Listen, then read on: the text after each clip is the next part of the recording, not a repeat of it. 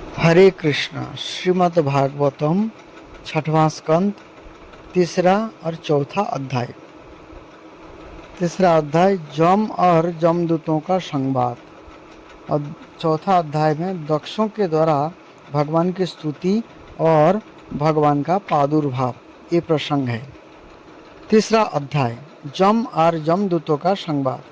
राजा परीक्षित ने पूछा, भगवान देवादिदेव धर्मराज के बस में सारे जीव है और भगवान के पार्षदों ने उन्हीं की आज्ञा भंग कर दी तथा उनके दूतों को अपमानित कर दिया। जब उनके दूतों ने जमपुरी में जाकर उनसे अजामिल का वृत्तांत तो कह सुनाया, तब सब कुछ सुनकर उन्होंने अपने दूतों से क्या कहा, ऋषिवर, मैंने पहले यह बात कभी नहीं सुनी कि किसी ने किसी भी कारण से धर्मराज के शासन का उल्लंघन किया हो। भगवान, इस विषय में लोग बहुत संदेह करेंगे। आप इसका निवारण आपके अतिरिक्त दूसरा कोई नहीं कर सकता, ऐसा मेरा निश्चय है। श्री सुखदेव जी ने कहा, परीक्षित, जब भगवान के पार्षदों ने जमदूतों का प्रयत्न विफल कर दिया, तब उन लोगों ने संजमुनि पुरी स्वामी एवं अपने शासक जमराज के पास जाकर निवेदन किया। संजमनीपुरी मतलब जहाँ पे सभी को संयम में रखा जाता है, अर्थात कंट्रोल में रखा जाता है, उसे संजमनीपुरी कहते हैं। और ये जमराज जी का निवास स्थान है। जमराज जी वहीं रह कर के शासन चलाते हैं। जमदूतों ने कहा, प्रभु, संसार के जीव 3 प्रकार के कर्म करते हैं, पाप, पुण्य अथवा दोनों से मिश्रित। इन जीवों को उन कर्मों का फल देने वाले शासक संसार में कितने हैं? यदि संसार में दंड देने वाले बहुत से शासक हो तो किसे सुख मिले और किसे दुख, इसकी व्यवस्था एक सी ना हो सकेगी। संसार में कर्म करने वालों को अनेक होने के कारण यदि उनके शासक भी अनेक हो तो उनका शासकों का सास कपना नाम मात्र का ही होगा। जैसे एक सम्राट के अधीन बहुत से नाम मात्र के सामंत होते हैं, इसीलिए हम तो ऐसा समझते हैं कि अकेले आप ही समस्त प्राणियों और उनके स्वामियों के भी अधीश्वर है। आप ही मनुष्य के पाप और पुण्य के निर्णायक, दंडदाता और शासक है। प्रभु, आप तक संसार में कहीं भी आपके द्वारा नियत किए हुए दंड की अवहेलना नहीं हुई थी, किंतु इस समय 4 अद्भुत सिद्धों ने आपकी आज्ञा का उल्लंघन कर दिया है। प्रभु, आपकी आज्ञा से हम लोग एक पापी को यातना गृह की ओर ले जा रहे थे, परंतु उन्होंने बलपूर्वक आपके फंदे काटकर उसे छुड़ा दिया। हम आपसे उनका रहस्य जानना चाहते हैं। यदि आप हमें सुनाने का अधिकारी समझें तो कहे। प्रभु, बड़े ही आश्चर्य की बात हुई कि इधर तो अजामिल के मुंह से नारायण यह शब्द निकला और उधर से डरो मत कहते हुए झटपट यहाँ आ पहुँचे। श्री सुखदेव जी कहते हैं, जब दूतों ने इस प्रकार प्रश्न किया, तब देव शिरोमणि प्रजा के शासक भगवान जमराज ने प्रसन्न होकर श्री हरि के चरण कमलों का स्मरण करते हुए उनसे कहा। जमराज जी ने कहा, दूतों, मेरे अतिरिक्त एक और ही चराचर जगत के स्वामी है। उन्हीं में यह संपूर्ण जगत सूत में वस्त्र के समान ओतप्रोत है। उन्हीं के अंश ब्रह्मा, विष्णु और शंकर इस जगत की उत्पत्ति, स्थिति और प्रलय करते हैं।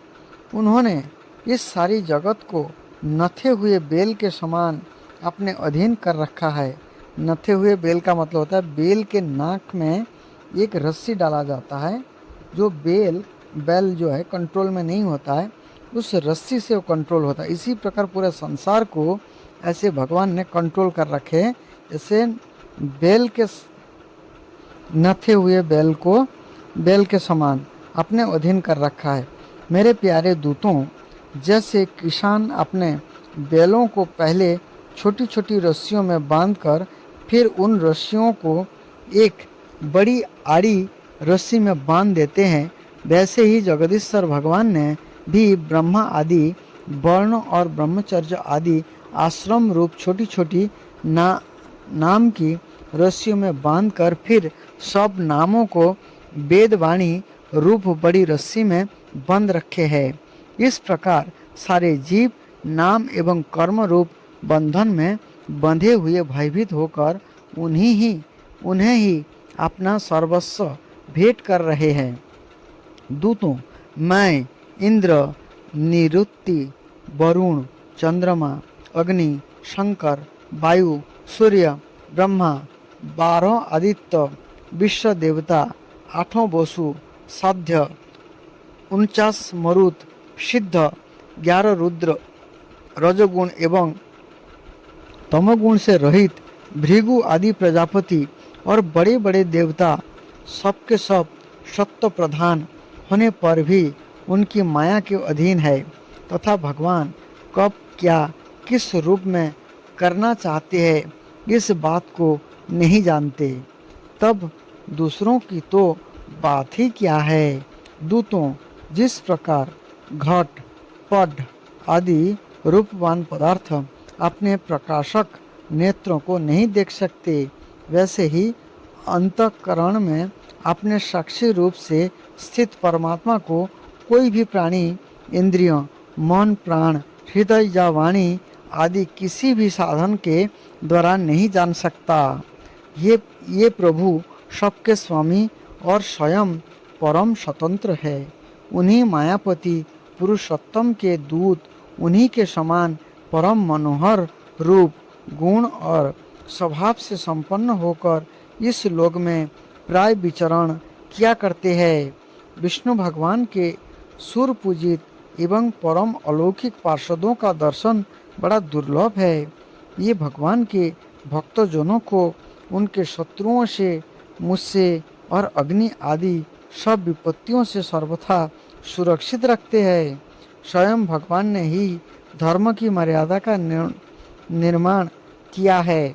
उसे ना तो ऋषि जानते हैं और ना देवता, ना सिद्धगण ही। ऐसी स्थिति में मनुष्य, विद्याधर, चारण और असुर आदि तो जान ही कैसे सकते हैं। भगवान के द्वारा निर्मित भागवत धर्म परम शुद्ध और अत्यंत गोपनीय है। इसे जानना बहुत ही कठिन है। जो इसे जान लेता है वो भगवत स्वरूप को प्राप्त हो जाता है। दूतों, भागवत धर्म का रहस्य हम 12 व्यक्ति ही जानते हैं।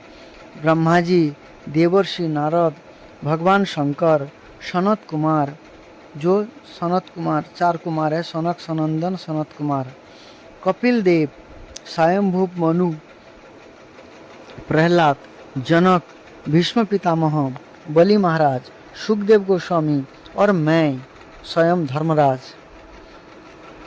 श्लोक इस प्रकार का है। स्वयंभू नारद शंभु कुमार कपिल मनु प्रहलाद जनक भीष्म बलि वया सखी वयम। ये जमराज जी स्वयं इस श्लोक को कह रहे हैं। ये 12 महाजन हैं हमारे, ये यही भागवत धर्म को ठीक ठीक जानते हैं। लोग बोलते हैं भगवान को किसने देखा है। इस प्रकार से जो मूर्ख प्रश्न करने वाले लोगों को ये भागवत पढ़ना चाहिए और यहाँ समझना चाहिए 12 महाजन है जो भगवान के भागवत धर्म को ठीक ठीक जानने वाले हैं। इस जगत में जीवों के लिए बस वही सबसे बड़ा कर्तव्य परम धर्म है कि वे नाम संकीर्तन आदि उपायों से भगवान के चरणों में भक्ति भाव प्राप्त कर ले।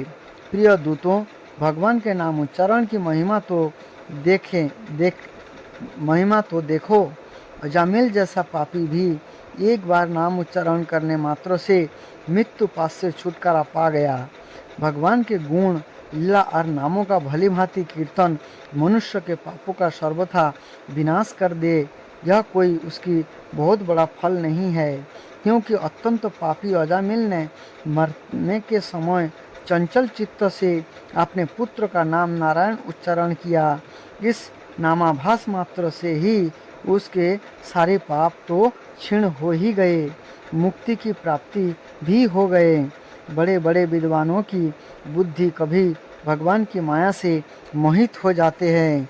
वे कर्मों के मीठे मीठे फलों का वर्णन करने वाली अर्थवाद रूपिणी वेद वाणी में ही मोहित हो जाते हैं और यज्ञादि बड़े बड़े कर्मों में ही संलग्न रहते हैं तथा इस सुगम भगवान नाम की महिमा को नहीं जानते। वह कितने खेद की बात है। प्रिय दूतों, बुद्धिमान पुरुष ऐसा विचार कर भगवान अंत में ही संपूर्ण अंतकरण से अपना भक्ति भाव स्थापित करते हैं। ये मेरे दंड के पात्र नहीं है। पहली बात तो यह है कि ये पाप करते ही नहीं, परंतु यदि कदाचित संयोगवश कोई पाप बन भी जाए तो उसे भगवान का गुणगान तत्काल नष्ट कर देता है। जो समदर्शी साधु भगवान को ही अपना साध्य और साधन दोनों समझकर उन पर निर्भर है, बड़े बड़े देवता और सिद्ध उनके पवित्र चरित्र का प्रेम से गान करते रहते हैं। मेरे दूतों, भगवान की गदा उनकी सदा रक्षा करती रहती है। उनके पास तुम लोग कभी भूलकर भी मत फटकना। उन्हें दंड देने की सामर्थ्य ना हम में है और ना साक्षात काल में है, काल में ही है। बड़े बड़े परमहंस दिव्य रस के लोभ से संपूर्ण जगत और शरीर आदि से भी अपनी अहमता ममता हटाकर अकिंचन होकर निरंतर भगवान मुकुंद के पदारविंद का मकरंद रस पान करते रहते हैं। जो दुष्ट इस दिव्य रस से विमुख है और नरक के दरवाजे घर गृहस्थी की तृष्णा का बोझ बांधकर उसे ढो रहे हैं, उन्हीं को मेरे पास बार बार लाया करो। जिनकी जीभ भगवान के गुण और नामों का उच्चारण नहीं करती, उनका चित्त उनके चरणार बिंदु का चिंतन नहीं करता और जिनका सिर एक बार भी भगवान श्री कृष्ण के चरणों में नहीं झुकता, उन भगवत सेवा विमुख पापियों को ही मेरे पास लाया करो। आज मेरे दूतों ने भगवान के पार्षदों का अपराध करके स्वयं भगवान का ही तिरस्कार किया है। यह मेरा ही अपराध है। महापुरुष भगवान नारायण हम लोगों का यह अपराध क्षमा करें। हम अज्ञानी होने पर भी है उनके निज जन और उनकी आज्ञा पाने के लिए अंजलि बांधकर सदा उत्सुक रहते हैं। अतः परम महिमा मानित भगवान के लिए यह योग्य है कि ये क्षमा कर दें। मैं उन सर्व अंतर्जामी एक रस अनंत प्रभु को नमस्कार करता हूँ। इस प्रकार से श्री जमराज जी जो है अपने दूतों को समझाएं और अपने सेवक का गलती जो है अपना ही गलती मान करके भगवान विष्णु से इस प्रकार से क्षमा याचना किए। श्री सुखदेव जी कहते हैं, परीक्षित, इसलिए तुम ऐसा समझ लो कि बड़े से बड़े पापी को सर्वोत्तम अंतिम और पाप वासनाओं के भी निर्मूल कर डालने वाला प्रायश्चित वही है कि केवल भगवान नाम के गुण लीला और नामों का कीर्तन किया जाए। इसी से संसार का कल्याण हो सकता है। जो लोग बार बार भगवान के उदार और कृपापूर्ण चरित्र का श्रवण कीर्तन करते हैं, उनके हृदय में प्रेममयी भक्ति का उदय हो जाता है। उस भक्ति से जैसी आत्मशुद्धि होती है, ऐसी कृच्छ्र चंद्रायण आदि व्रतों से नहीं होती। जो मनुष्य भगवान श्री कृष्ण चंद्र के चरणारविंद मकरांद का रस का लोभी भ्रमर है, वह स्वभाव से ही माया के आपात रम्य दुखद और पहले से ही छोड़े हुए विषयों में फिर नहीं रमता। किंतु जो लोग उस दिव्य रस से विमुख है, कामनाओं ने जिनकी विवेक बुद्धि पर पानी फेर दिया है, ये अपने पापों का मार्जन करने के लिए पुनः प्रायश्चित्त स्वरूप कर्म ही करते हैं। इससे होता यह है कि उनके कर्मों की वासना मिटती नहीं और वे फिर ऐसे ही दोष कर बैठते हैं। परीक्षित, जब जमदूतों ने अपने स्वामी धर्मराज के मुख से इस प्रकार भगवान की महिमा सुने और उनका स्मरण किया, तब उनके आश्चर्य की सीमा न रही। तभी से ये धर्मराज की बात पर विश्वास करके अपने नाश की अंश का से भगवान के आश्रित भक्तों के पास नहीं जाते, और तो क्या ये उनकी ओर आंख उठाकर देखने में भी डरते हैं। प्रिय परीक्षित, यह इतिहास परम गोपनीय अत्यंत रहस्यमय है।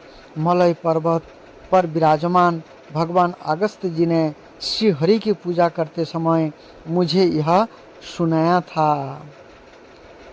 कौन ना, ये जो कथा है अगस्त्य मुनि जी ने अगस्त्य मुनि जी ने सुखदेव गोस्वामी जी को सुनाए थे। वही जो है सुखदेव गोस्वामी उसी कथा को महाराज परीक्षित को सुनाए। तो यहाँ पर परीक्षित महाराज जी को सुखदेव गोस्वामी बताएं, जो मैंने ये कथा अपने से नहीं बोला, मैंने अगस्त्य मुनि के मुख से सुना था ये कथा। चौथा अध्याय, दक्षों के द्वारा भगवान की स्तुति और भगवान का प्रादुर्भाव। राजा परीक्षित ने पूछा, भगवान, आपने संक्षेप से अर्थात तीसरे स्कंद में इस बात का वर्णन किया कि स्वयंभू मनवंतर में देवता, असुर, मनुष्य, सर्प और पशु पक्षी आदि की सृष्टि कैसे हुई। अब मैं इसी का विस्तार जानना चाहता हूँ।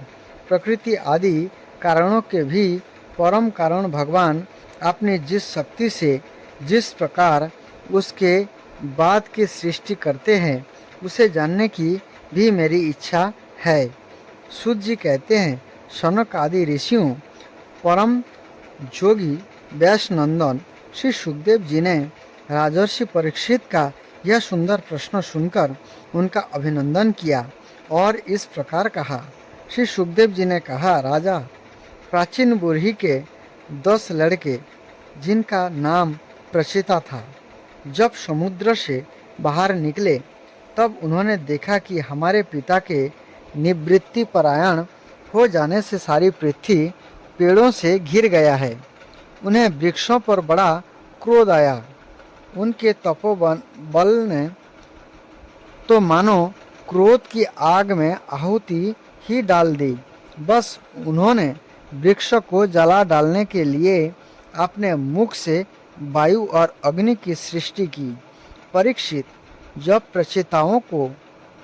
प्रचेताओं की छोड़ी हुई अग्नि और वायु उन वृक्ष को जलाने लगे, तब वृक्षों के राजा धीराज चंद्रमा ने उनका क्रोध शांत करते हुए इस प्रकार कहा, महाभाग्यवान प्रचेताओं, ये वृक्ष बड़े दीन है। आप लोग इनसे द्रोह मत कीजिए, क्योंकि आप तो प्रजा की अभिवृद्धि करना चाहते हैं और सभी जानते हैं कि आप प्रजापति हैं। महात्मा प्रचेताओं, प्रजाओं के अधिपति अविनाशी भगवान श्री हरि ने संपूर्ण वनस्पतियों और औषधियों को प्रजा के हितार्थ उनके खान पान के लिए बनाया है। संसार में पंखों से उखाड़ने वाले चौर प्राणियों के भोजन, फल, पुष्प आदि अचर पदार्थ है। पैरों से चलने वालों के घास, तृण आदि बिना पैर वाले पदार्थों भोजन है। हाथ बालों के वृक्ष, लता आदि बिना हाथ वाले और 2 पैरों वाले मनुष्य के लिए धान, गेहूं आदि अन्न भोजन है। 4 पैर वाले बैल, ऊंट आदि खेती प्रभृति के द्वारा अग्नि की उत्पत्ति में सहायक है। निष्पाप प्रचेताओं, आपके पिता और देवाधिदेव भगवान ने आप लोगों को यह आदेश दिया है कि प्रजा की सृष्टि करो। ऐसा स्थिति में आप वृक्षों को जला डालें, यह कैसे उचित हो सकता है? आप लोग अपना क्रोध शांत करें और अपने पितामह, प्रपितामह आदि के द्वारा सेवित सत्पुरुषों के मार्गों का अनुसरण करें।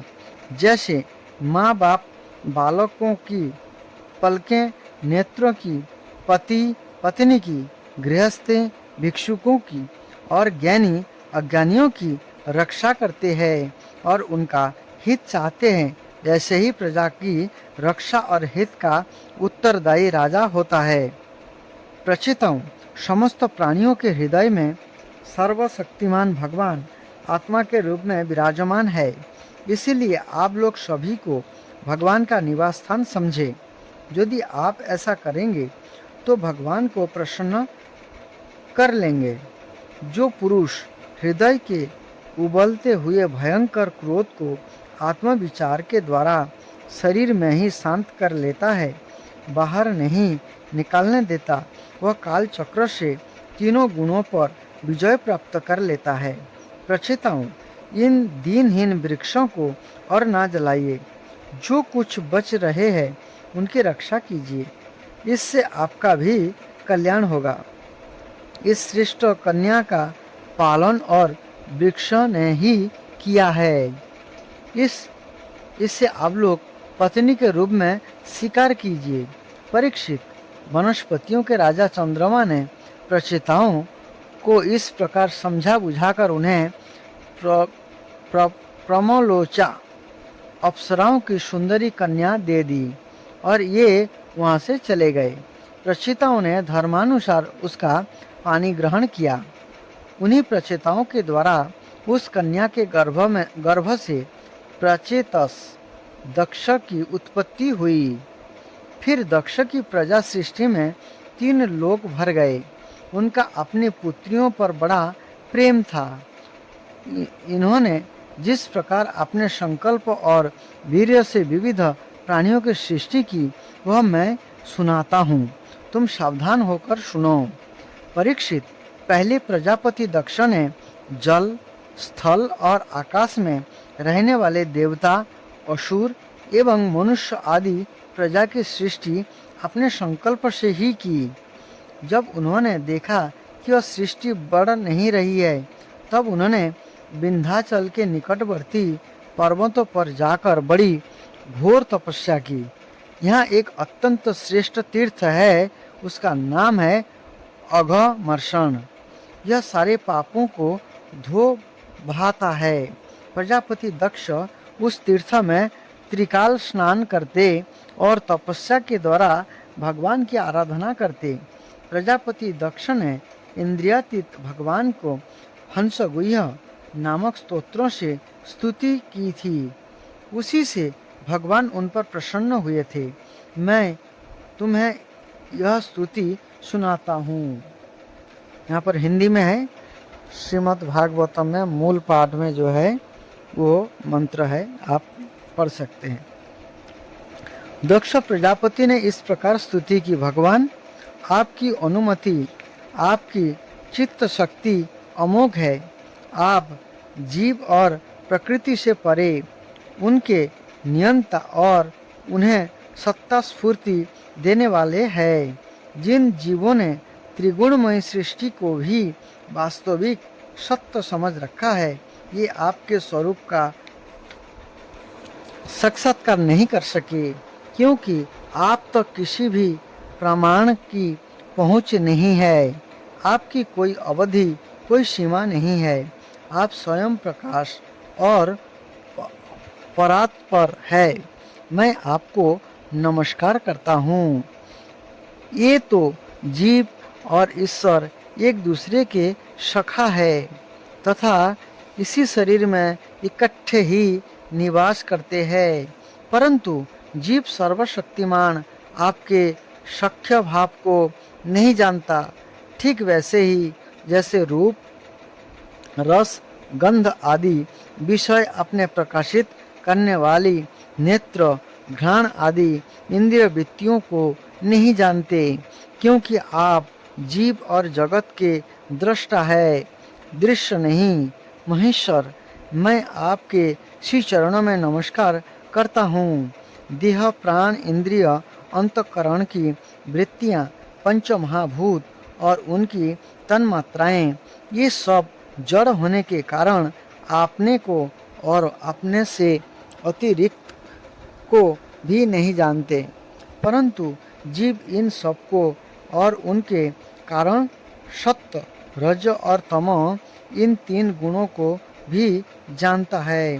परंतु यह भी दृश्य अथवा ज्ञ रूप से आपको नहीं जान सकता, क्योंकि आप ही सबके ज्ञाता और अनंत है। इसलिए प्रभु, मैं तो केवल आपकी स्तुति करता हूँ। जब समाधि काल में प्रमाण, विकल्प और विपर्जय रूप विविध ज्ञान और स्मरण शक्ति का लोप हो जाने से इस नाम रूपात्मक जगत का निरूपण करने वाला मन उपरत हो जाता है, उस समय बिना मन के भी केवल सच्चिदानंदमयी अपनी स्वरूप स्थिति के द्वारा आप प्रकाशित होते रहते हैं। प्रभु, आप शुद्ध है और शुद्ध हृदय मंदिर ही आपका निवास स्थान है। आपको मेरा नमस्कार है। जैसा जाज्ञिक लोग काष्ठ में छिपे हुए अग्नि को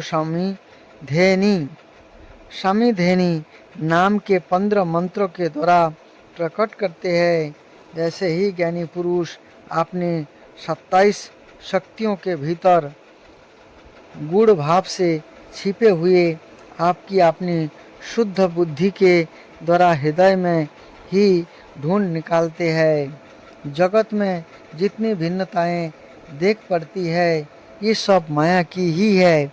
माया का निषेध कर देने पर केवल परम सुख के साक्षात्कार स्वरूप आप ही अवशेष रहते हैं।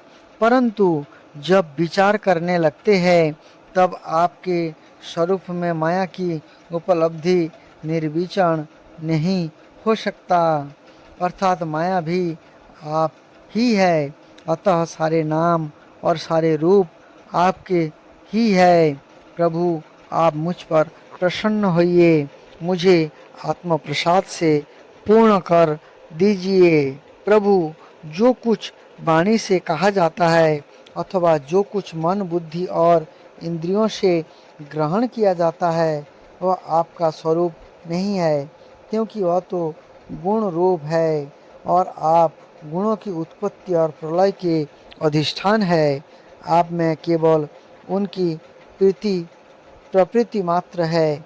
भगवान, आप में ही यह सारा जगत स्थित है, आपसे ही निकला है और आपने और किसी के सहारे नहीं, आपने आपसे ही इसका निर्माण किया है। यह आपका ही है और आपके लिए ही है। इसके रूप में बनने वाले भी आप है और बनाने वाले भी आप ही है। बनाने की विधि भी आप ही है। आप ही सबसे काम लेने वाले भी है। जब कार्य और कारण का भेद नहीं था, तब भी आप स्वयं सिद्ध स्वरूप से स्थित थे। इसी से आप सबके कारण भी है। सच्ची बात तो यह है कि आप जीव जगत के भेद और स्वगत भेद से सर्वथा रहित एक अद्वितीय है। आप स्वयं ब्रह्म है। आप मुझ पर प्रसन्न होइए। प्रभु, आपकी ही शक्तियाँ वादी प्रतिवादियों के विवाद और संवाद अर्थात एक मत्य का विषय होता है और इन्हें बार बार मोह में डाल दिया करती है। आप अनंत अप्राकृत कल्याण गुणों से युक्त एवं स्वयं अनंत है। मैं आपको नमस्कार करता हूँ। भगवान, आप उपासक लोग कहते हैं कि हमारे प्रभु हस्त पादादि से युक्त साकार विग्रह है और सांख्यवादी कहते हैं कि भगवान हस्तपाद आदि विग्रह से रोहित निराकार है। यद्यपि इस प्रकार के वे एक ही वस्तु के दो परस्परी विरोधी धर्मों का वर्णन करते हैं, परंतु फिर भी उसमें विरोध नहीं है, क्योंकि दोनों एक ही परम वस्तु में स्थित है। बिना आधार के हाथ पैर आदि का होना संभव नहीं, और निषेध की भी कोई ना कोई अवधि होनी ही चाहिए। आप वही आधार और निषेध की अवधि है, इसलिए आप साकार निराकार दोनों से ही अविरुद्ध सम पर ब्रह्म है। प्रभु आप अनंत है।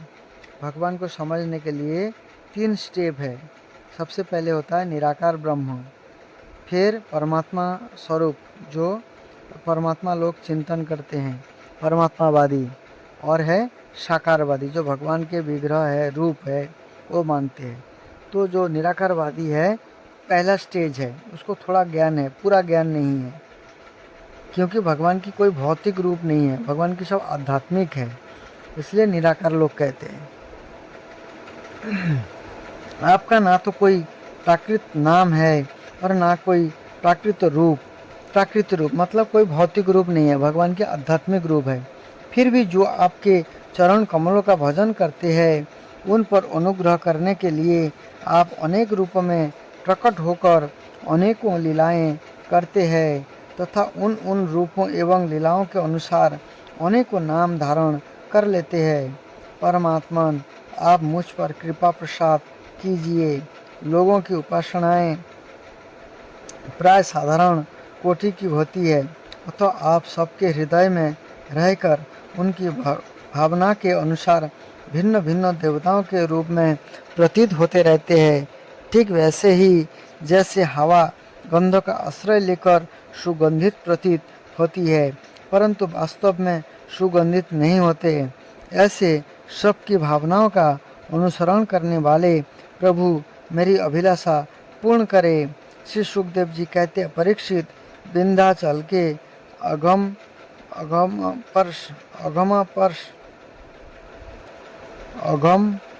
शरण तीर्थ में जब प्रजापति दक्ष ने इस प्रकार स्तुति की, तब भक्त वत्सल भगवान उनके सामने प्रकट हुए। उस समय भगवान गरुड़ के कंधों पर चरण रखे हुए थे। विशाल एवं हृष्ट-पुष्ट 8 भुजाएं थी। विशाल एवं हृष्ट-पुष्ट 8 भुजाएं थी। उनमें चक्र, शंख, तलवार, ढाल, बाण, धनुष, पाश और गदा धारण किए हुए थे। ऐसे भगवान चतुर्भुज रूप में आते हैं, लेकिन यहाँ पर अष्टभुजा वाले रूप दिखाए उनको,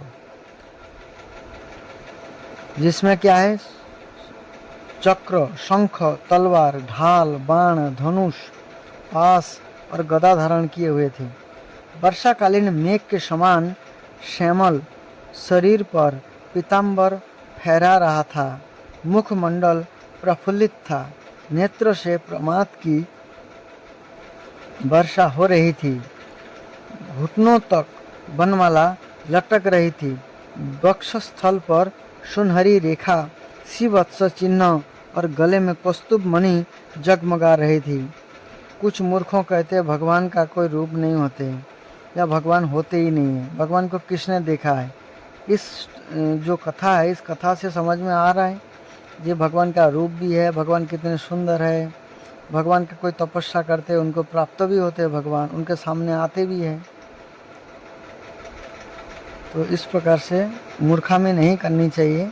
ऐसे मूर्ख लोगों को ये सुनने के समझना चाहिए। तो भगवान के वक्षस्थल पर सुनहरी रेखा, श्रीवत्स चिन्ह और गले में कौस्तुभ मणि जगमगा रही थी। बहुमूल्य किरीट मतलब मुकुट धारण किए हुए थे। कंगन, मकराकृत कुंडल जो मछली जैसा कुंडल कान में पहने हुए थे। करध्वनि, अंगूठी, कड़े, नूपुर और बाजूबंद अपने अपने स्थान पर सुशोभित थे। त्रिभुवनपति भगवान ने त्रैलोक का विमोहन रूप धारण कर रखा था। त्रिलोक को मोहने वाली रूप धारण कर रखे थे। नारद, नंद, सुनंद आदि पार्षद उनके चारों ओर खड़े थे। इंद्र आदि देवेश्वरगण स्तुति कर रहे थे तथा सिद्ध गंधर्व और चारण भगवान के गुणों का गान कर रहे थे। यह अत्यंत आश्चर्यमय और अलौकिक रूप देखकर दक्ष प्रजापति कुछ सहम गए। प्रजापति दक्ष ने आनंद से भरकर भगवान के चरण कमलों में साष्टांग प्रणाम किया। जैसे झरनों के जल से नदियाँ भर जाती है, वैसे ही परमानंद के उद्रेक से उनकी एक एक इंद्रियां भर गई और आनंद परवश हो जाने के कारण ये कुछ भी बोल ना सके। परीक्षित, प्रजापति दक्ष अत्यंत नम्रता से झुककर भगवान के सामने खड़े हो गए। भगवान सबके हृदय की बात जानते ही है। उन्होंने दक्ष प्रजापति की भक्ति और प्रजावृत्ति की कामना देखकर उनसे यह कहे। श्री भगवान ने कहा, परम भाग्यवान दक्ष, आप तुम्हारी तपस्या सिद्ध हो गई, क्योंकि मुझ पर श्रद्धा करने से तुम्हारे हृदय में मेरे प्रति परम प्रेम वर्ष का उदय हो गया है। प्रजापते, तुमने इस विश्व की बुद्धि के लिए तपस्या की है, इसलिए मैं तुम पर प्रसन्न हूँ, क्योंकि वह मेरी ही इच्छा है कि जगत के समस्त प्राणी अभिवृद्धि और समृद्ध हो। ब्रह्मा, शंकर, तुम्हारे जैसे प्रजापति, स्वयंभू आदि मनु तथा इंद्र आदि देवेश्वर, ये सब मेरी विभूतियाँ हैं और सभी प्राणियों को अभिवृद्धि करने वाले हैं। ब्राह्मण, तपस्या मेरे हृदय है, विधा शरीर है, कर्म आकृति है, यज्ञ अंग है, धर्म मन है और देवता प्राण है। जब यह सृष्टि नहीं थी तब केवल मैं ही था और वह भी निष्क्रिय रूप में, बाहर भीतर कहीं भी और कुछ न था। यहाँ पर देखिए, सृष्टि से पहले भगवान बोलते हैं मैं ही था केवल और कुछ नहीं था। ना तो कोई दृष्टा था और ना दृश्य, कोई भी दृश्य नहीं था। इसलिए ब्रह्मा जी अपने प्रार्थना में कहते हैं, ईश्वर परम कृष्ण सच्चिदानंद विग्रह अनादिर आदिर गोविंद। अनादि आदि, और कोई ना तो आदि थे ना अनादि, कोई और नहीं था, केवल भगवान ही थे। मैं केवल ज्ञान स्वरूप और अव्यक्त था, ऐसा समझ लो। मानो सब और सुषुप्ति ही सुषुप्ति छा रही थी। प्रिय दक्ष, मैं अनंत गुणों का आधार एवं स्वयं अनंत हूँ। जब गुणमयी माया के शोभ से यह ब्रह्मांड शरीर प्रकट हुआ तो उसमें आयोनिज आदि पुरुष ब्रह्मा उत्पन्न हुए।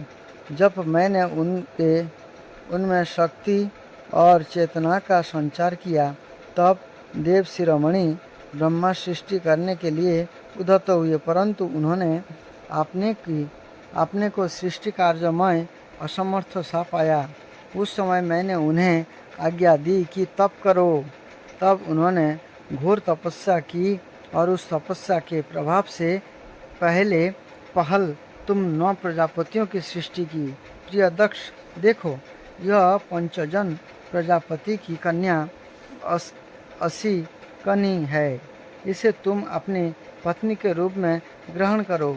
अब तुम गृहस्थोचित स्त्री सहवास रूप धर्म को स्वीकार करो।